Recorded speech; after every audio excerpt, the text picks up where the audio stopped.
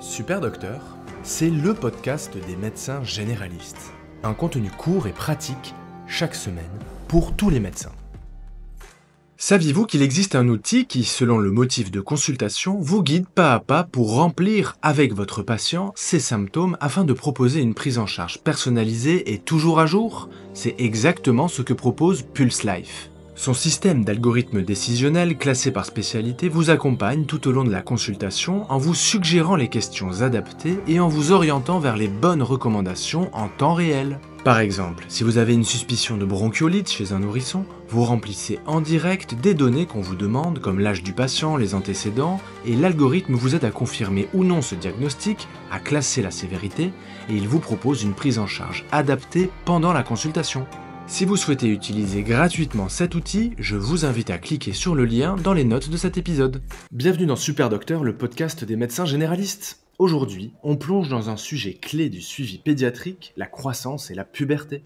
Deux étapes fondamentales du développement de l'enfant qui soulèvent souvent des questions en consultation. Quand s'inquiéter d'un retard de croissance? À partir de quel âge parle-t-on de puberté précoce ou retardée? Quels examens initiaux prescrire avant d'adresser à un spécialiste? Pour y répondre, j'ai le plaisir d'accueillir le docteur Elodie Adler, pédiatre spécialisée en endocrinologie pédiatrique. Mon invité est derrière DoctoChou, un compte Instagram qui vulgarise la pédiatrie avec pédagogie et bienveillance pour informer autant les parents que les soignants. Dans cet épisode, elle va nous aider à démystifier la croissance et la puberté en médecine générale en nous donnant des repères cliniques concrets et des stratégies de prise en charge et des conseils pratiques pour nos consultations quotidiennes. Bonjour Elodie. Bonjour Mathieu, merci pour l'invitation. Merci beaucoup d'être avec moi aujourd'hui. Je vais rentrer comme d'habitude dans le vif du sujet, Elodie.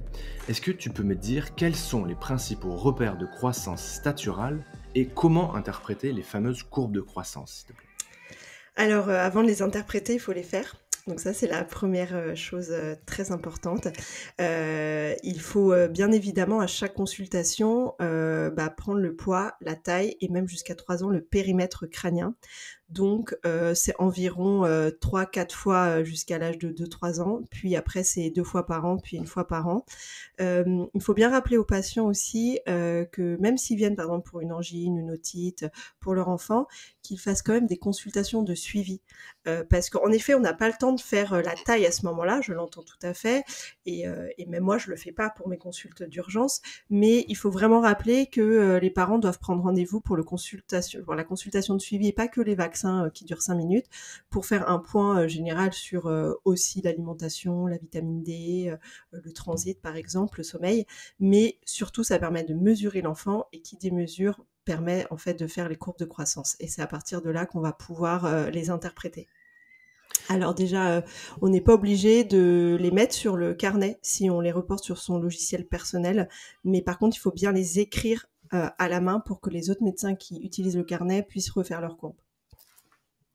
Très bien. Et donc, poids, taille, périmètre crânien, très régulièrement. Le périmètre crânien, c'est vrai qu'il est un peu sous-coté, mais on le fait jusqu'à 3 ans, c'est ça? Oui, c'est même écrit dans le carnet jusqu'à 3 ans. Alors, en urgence, c'est important parce que si on suspecte, par exemple, chez les bébés qui ont de la fièvre, des méningites, mais aussi quand on fait la croissance, le périmètre crânien est très important parce que justement, on peut oublier et ne pas avoir une craniosténose. Donc, c'est au niveau des os du crâne qui se soudent prématurément. Et ça, en fait, parfois, ça se voit pas. Il suffit que l'enfant ait beaucoup de cheveux. Donc, en fait, il y a que le périmètre crânien et la croissance. Pareil, en fait, normalement, il y a d'autres signes cliniques si l'enfant a une tumeur cérébrale, mais le périmètre crânien est quand même très important pour dépister cela. Ok, donc y penser et surtout penser à rappeler aux parents de bien faire une consultation de suivi pour leur enfant en dehors des consultations pour virose, etc. C'est bien noté. Du coup, on prend bien nos paramètres, poids, taille, périmètre crânien, on les reporte dans les courbes de croissance. S'il y a une inflexion ou une cassure de la courbe, que doit faire un médecin généraliste dans ce cas, s'il te plaît, Elodie? Alors, il y a plusieurs choses. En fait, il y a le poids et la taille. Donc déjà, si on parle de la taille, en fait, il faut explorer les enfants. C'est très simple, il y a 3 choses qui doivent nécessiter une exploration. C'est si ils ont carrément une cassure ou une inflexion, c'est-à-dire que la courbe change de couloir. Si ils sont loin de leur taille cible, c'est-à-dire qu'il faut quand même calculer la taille cible, donc qui est la taille de la mère plus la taille du père, divisé par 2, plus ou moins 10,5 si c'est une fille ou un garçon.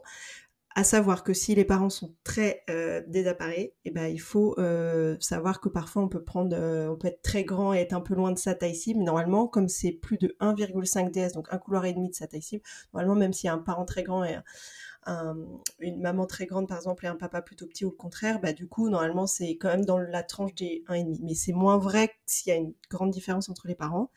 Donc ça c'est la deuxième chose, un couloir et demi de la taille cible. Et la troisième chose, c'est si l'enfant est en dehors des courbes, quelle que soit sa taille cible, quelle que soit, donc en dehors de moins et plus 2 ds. En gros, c'est les 3 indications à explorer. Et pareil pour le poids. C'est juste qu'après, c'est pas les mêmes causes, mais c'est souvent, si par exemple le poids casse ou ralentit en premier, on peut avoir une cassure ou une inflexion staturale secondaire.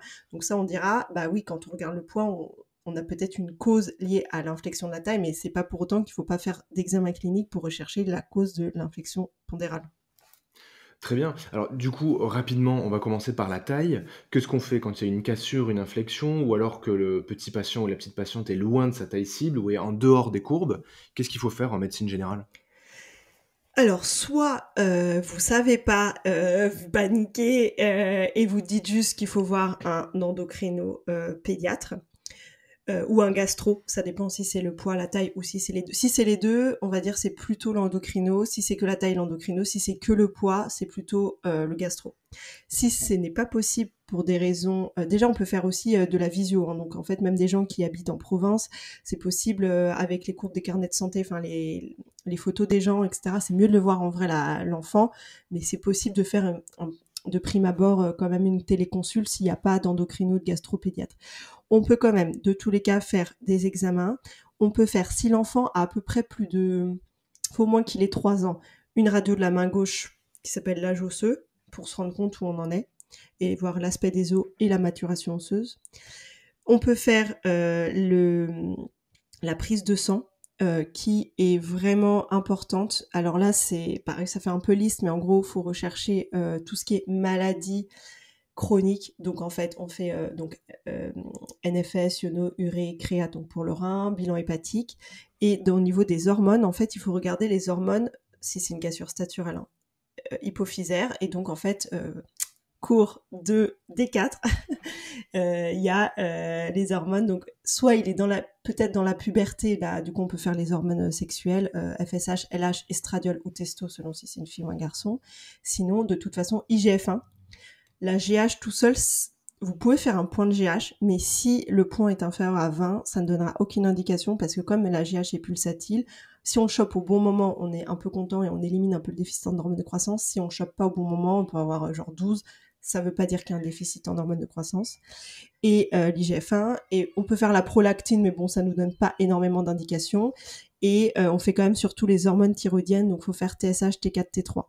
Donc surtout IGF-1, TSH, T4, T3, qui sont les... Et chez les filles surtout, qui sont en dessous de moins 2 ds, ou qui frôlent la courbe des moins 2 ds, un karyotype très très très important pour le syndrome de Turner. J'ai encore eu une patiente l'autre jour qui est arrivée, 12 ans et demi, régulière sur moins 2, mais comme les parents sont pas très grands, le médecin s'est pas inquiété. En même temps, elle a pas fait 1000 suivis parce que pas malade.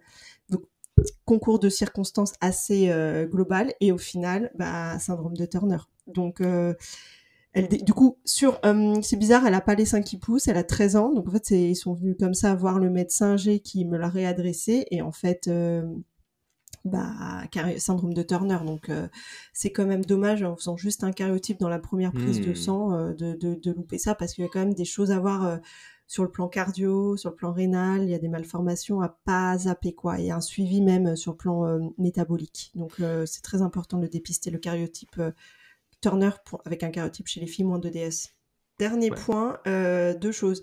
Si il y a une inflexion, il faut faire quand même une IRM cérébrale, parce qu'il faut pas oublier tout ce qui est tumeur, alors pas forcément maligne, mais par exemple un crânio-pharyngiome, parce que ça, à la fois c'est pas un crânio-pharyngiome, donc c'est bénin, donc c'est pas une tumeur maligne, mais par contre c'est au niveau de l'hypophyse. Donc, en fait, ça fait un grand déficit en hormones de croissance et en plus, ça permet de le voir. Et également, si on a des doutes sur avec une inflexion du coup de la taille, il faut pas hésiter à pousser les explorations parce que des fois l'IGF-1 peut être un peu basse, mais parce que l'enfant mange pas trop. Mais il faut faire un test de stimulation par hormone de croissance pour éliminer un déficit en hormone de croissance qui est pareil sous-diagnostiqué ou un peu trop tard. Il y a une dernière hormone, c'est très rare que ce soit isolé et que ça donne vraiment une cassure staturale, mais il faut quand même faire dans l'hormone hypophysaire ACTH et cortisol pour faire le bilan hypophysaire complet. Très bien. Donc ça, c'était pour les problèmes de taille. Tu m'as rappelé donc l'intérêt de faire une radio de la main, une biologie à la recherche de maladies chroniques avec un dosage d'hormones dont tu m'as cité, et méfiance avec le karyotype à la recherche de maladies de Turner. Et concernant le poids, s'il te plaît, si on a un problème de poids, un problème de courbe... Pour le poids, du coup, c'est pas ma spécialité, mais en fait, jusqu'à 4 ans, on grandit avec l'alimentation principalement. Donc, de toute façon, si l'enfant a moins de 4 ans et qu'il a une inflexion pondérale, eh ben, il faut vraiment faire un bilan trouble de l'oralité, orthophonie, nutrition pour vérifier juste les apports caloriques.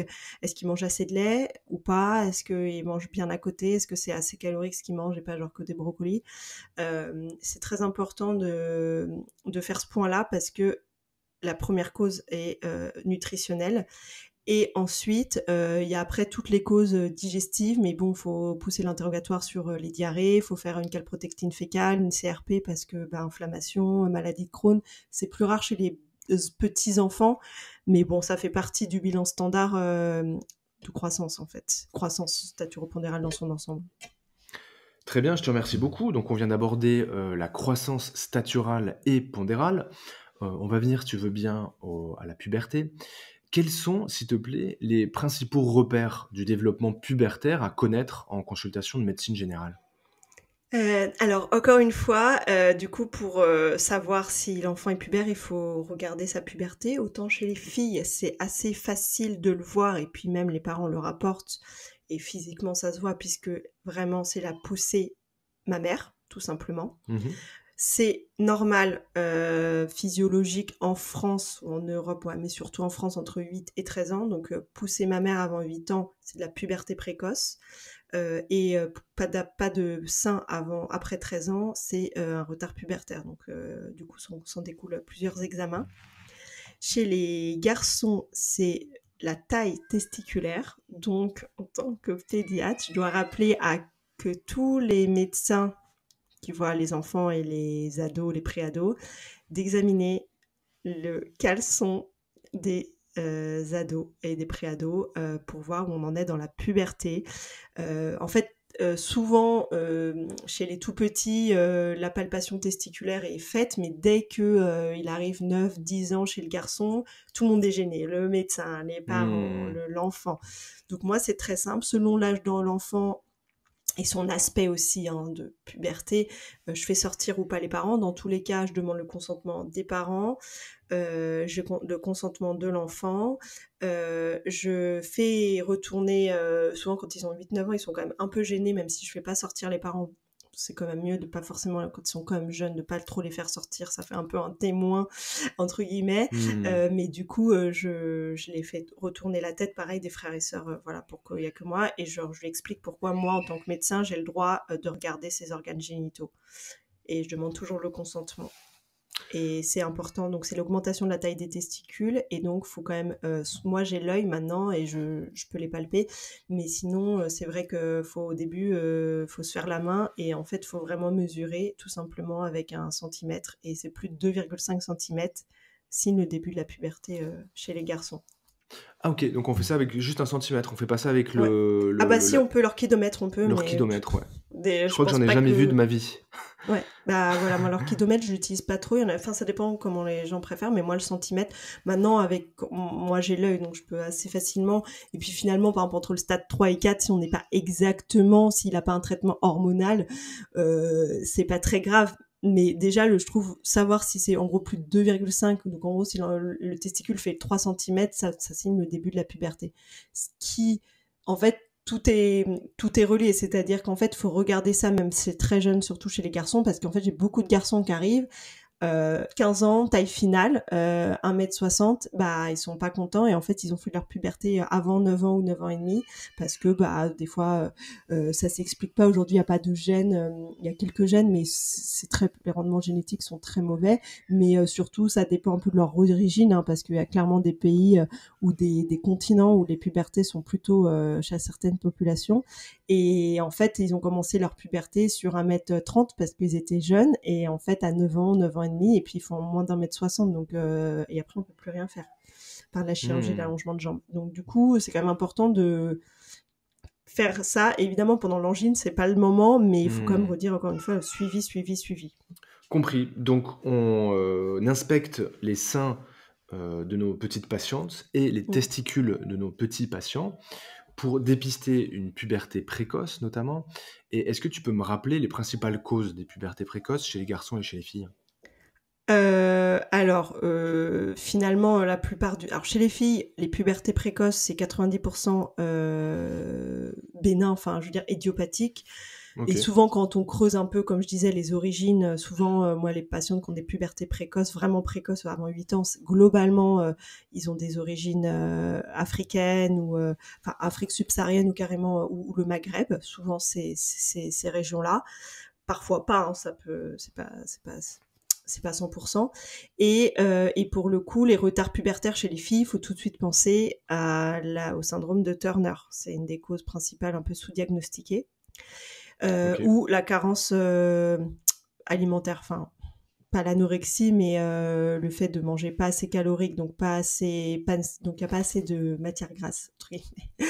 Non, mais on n'a pas assez de masse grasse plutôt, qui fait que y a la leptine qui déclenche tout le circuit AGNRH, FSH, LH et donc estradiol. Donc c'est vrai que l'insuffisance gonadotrope peut être liée à une carence nutritionnelle.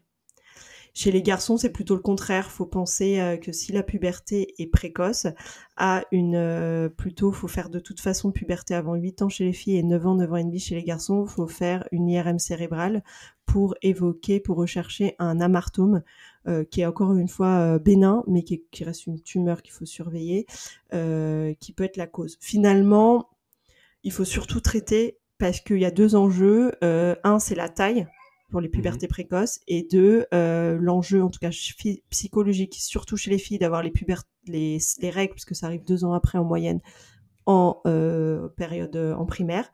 Et chez les garçons, avoir quand même de la testo à fond en primaire, c'est aussi un peu compliqué, quoi, parfois à gérer. Donc c'est pour ça qu'il faut traiter les vraies pubertés précoces pour ces deux aspects-là. Très bien. C'est des injections tous les 3 mois. Pendant 1, 2, 3 ans, ça dépend. C'est pas très compliqué.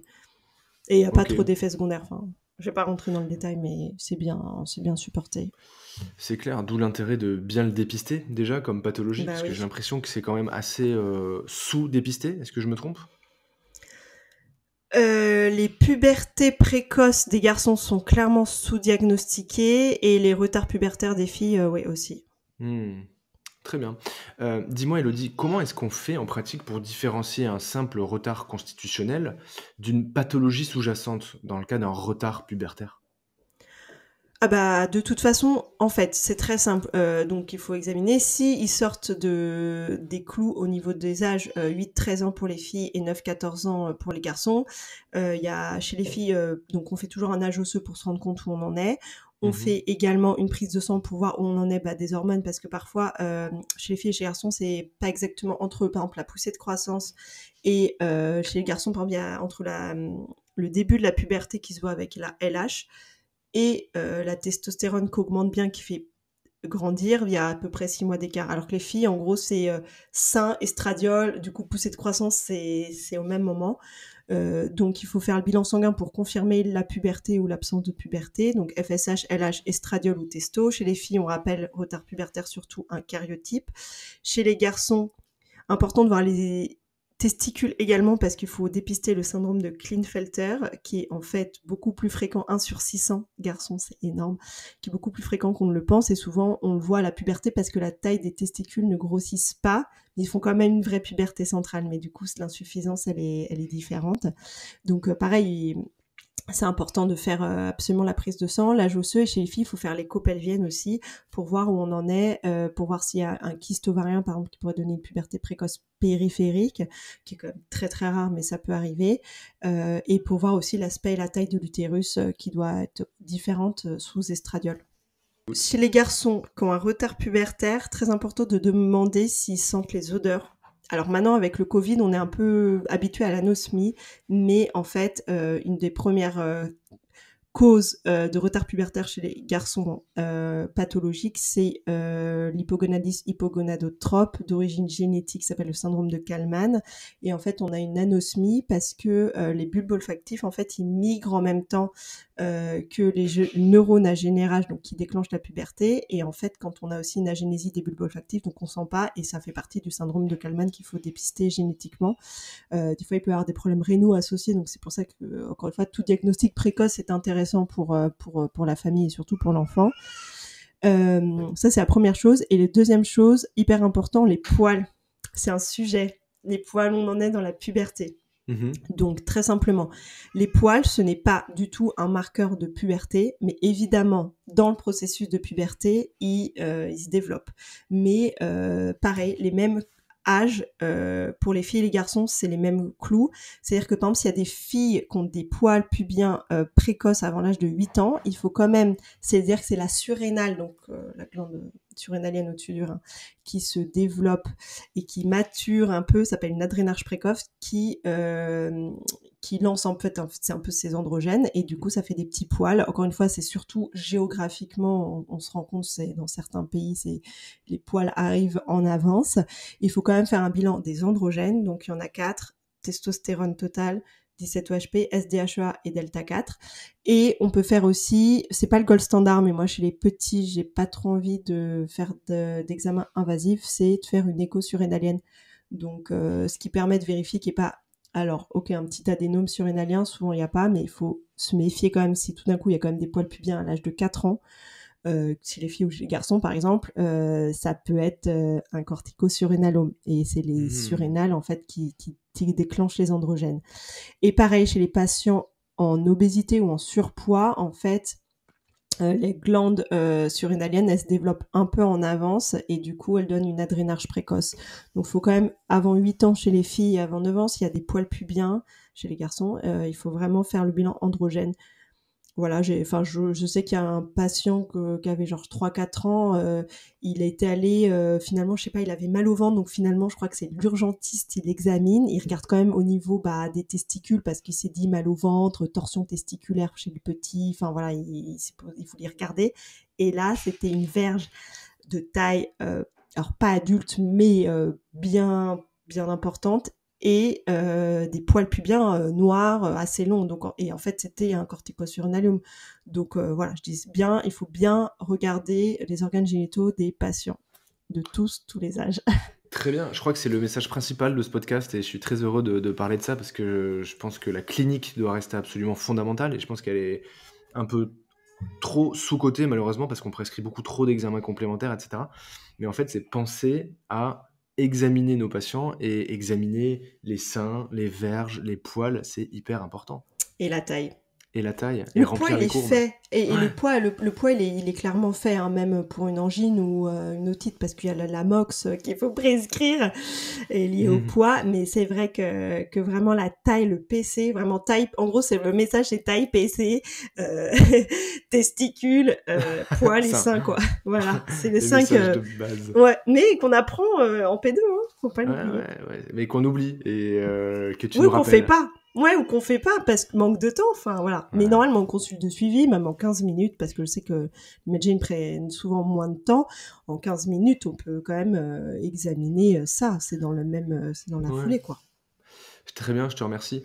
Du coup, est-ce que tu peux me dire quels sont les conseils pratiques à donner aux familles, à nos petites patientes, à nos petits patients concernant la croissance et la puberté, sur l'hygiène de vie, l'alimentation, l'activité physique, le stress, le sommeil. Qu'est-ce que tu conseilles à tes patients? Quelles sont les interventions à préciser pour bien grandir, bien grossir? Alors, en fait, on va repartir à la physio. De base, en gros, sur l'hormone de croissance, elle est sécrétée la nuit, majoritairement, donc il faut bien dormir. Plus facile à dire qu'à faire. Mais bon, voilà, certes, les enfants qui sont par exemple sur les écrans hyper tard et qui ont du mal, du coup, ils sont hyper stimulés, qui ont du mal à s'endormir, du coup, c'est sûr que l'hormone de croissance peut moins bien être sécrétée, moins bonne, voire moins en quantité.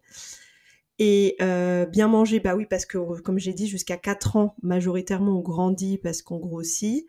Donc c'est pour ça que tout enfant qui est en carence nutritionnelle, quelle que soit la cause, même des troubles de l'oralité ou une autre cause sous-jacente chronique, il va pas grandir ou pas bien grandir.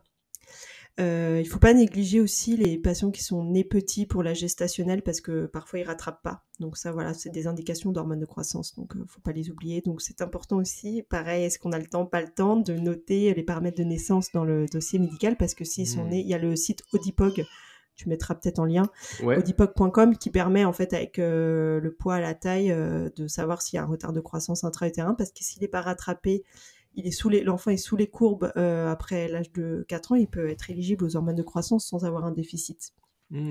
D'accord. Voilà. Du coup, oui, bien manger, donc bien manger, bien dormir. L'activité physique, oui, ça pour la santé en général. Après, c'est sûr que ceux qui font du sport très intensif, en fait, c'est pareil, ça fait en fait un hypométabolisme, donc hypogonadotrope, donc ça peut faire des retards pubertaires, hein. C'est assez connu.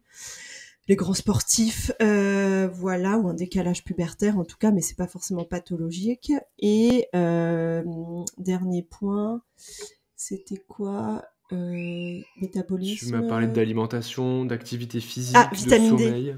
Ah, vitamine D, Vitamine ok, D, je vitamine t'écoute. D, hyper important. Donc vitamine D, pareil. Donc les médecins ils le font de plus en plus. Pour le coup, je vois souvent l'enfant est patoisé, mais il a eu ses vaccins et sa prescription de vitamine D. Donc en gros, chez les plus de 2 ans, on peut soit rester en gouttes, mais il y a des recos très simples. Bacheta 2022, je te donnerai le lien, où c'est très clair en fait les doses de vitamine D. Et je fais un petit aparté en disant qu'il faut bien donner de la vitamine D médicament, donc soit Adrigil, soit Mizimade, et surtout pas les compléments alimentaires. Et que si le patient prend de la vitamine D sous complément alimentaire, il faut vraiment lui remettre un médicament. Et il faut faire attention parce que souvent ils prennent des trucs immunité pour l'hiver, etc. Et ça, dedans, il y a aussi la vitamine D. Donc, il faut faire attention à qu'il n'y ait pas de surdosage. Voilà. Et tu la conseilles, le cholecalciferol en ampoule 2-3 mois, ou alors Ouais, les petites gouttes quotidiennes?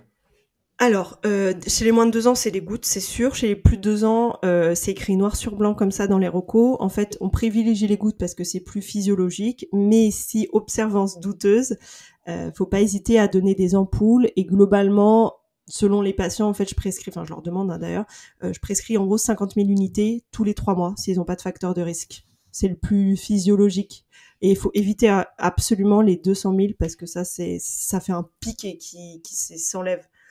Et donc, vaut mieux donner le plus petit possible, le plus rapproché. Donc, 50 000 tous les 3 mois, c'est un peu le truc pour les enfants de 4, 5, 6, 7 ans qui est assez bien pris et assez facile et pas mal, quoi, quand même. Enfin, ça rentre dans les os quand même. Il faut bien aussi les apports de calcium, 3 produits laitiers par jour, au moins 500 ml de lait jusqu'à 3 ans. C'est aussi l'alimentation des préados, c'est tout un roman, quoi. Il faudrait faire un épisode là-dessus complet. Un book. Un book. Je te remercie, on a abordé beaucoup de choses. J'ai pu, grâce à toi, me rappeler aussi de beaucoup de choses que j'avais oubliées. Élodie, je te remercie infiniment. Est-ce que tu peux me toucher un petit mot avant de nous quitter sur tes projets? Parce que je sais que tu es une fille très occupée, qui fait beaucoup de choses. Est-ce que tu veux me parler de ce que tu comptes faire ces prochains mois? Du coup, principalement, je voulais faire un podcast également. Je voulais interviewer des parents pour parler des pathologies au sens large de leur enfant ou des événements de vie qui se sont déroulés. Et voilà, j'espère pour septembre. Il y a du taf, mais je croise les doigts pour que ça se déroule comme je le souhaite. Trop bien. Il va s'appeler comment, le podcast? Je ne sais pas, parce que j'avais un trop bon nom, mais il est déjà pris. Et par France Inter ou France Culture. Alors du coup, je vais pas m'aventurer là-dedans. C'est du lourd. Du coup, j'hésite entre parents patients, Chouker, livret de famille, mais pareil, j'ai un doute sur c'est déjà pris. Et j'avais Stay Talk, mais je suis plus si convaincue que ça. Voilà, bon. Effectivement, je préfère les premiers, si je peux me permettre. Et voilà, j'ai trop de... Du coup, donc le podcast en septembre, c'est cool. Et où est-ce qu'on peut te retrouver sinon? Où est-ce qu'on retrouve ton travail?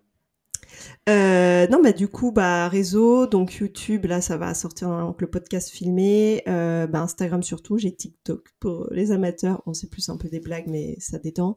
Et j'écris un livre aussi en septembre 2023 pour alors 0-2 ans, mais c'est plutôt c'est pour les parents, c'est clairement pas destiné aux médecins, mais bon, on peut se rafraîchir la mémoire sur la puère parce que c'est le plus dur puisqu'on ne l'apprend pas pendant nos années. C'est vraiment les infirmières, les sages-femmes sont taquées là-dessus, mais nous on l'apprend pas même en tant que pédiatre. Enfin, c'est quand même un peu scandaleux. C'est vrai. Donc du coup, tout ce que j'ai lu, tout ce que j'ai appris, tous les recours, je les ai mis dans un livre et pour les parents et pour les pros de santé si ils le veulent.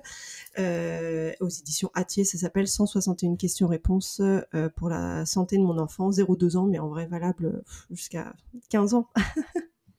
Je mettrai tout ça dans les notes de l'épisode. Je te remercie beaucoup, Élodie. Je te souhaite bon vent, plein de projets cool qui t'attendent. Donc, je vais suivre ça de près. Et puis, je te dis à bientôt. Beaucoup. Salut. Ouais, merci Mathieu. Allez, à bientôt.